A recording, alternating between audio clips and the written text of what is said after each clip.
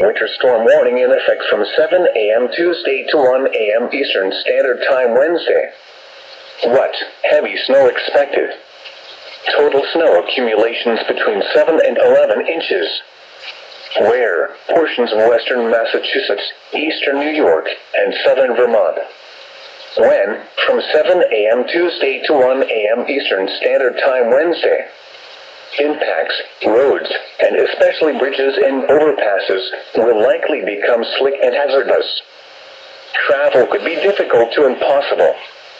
The hazardous conditions could impact the Tuesday morning and evening commutes.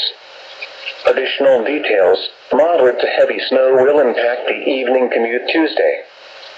Snowfall rates of 0.5 inches to 1 are expected within the warned areas.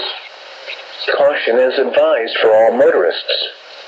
If you must travel, keep an extra flashlight, food, and water in your vehicle in case of an emergency.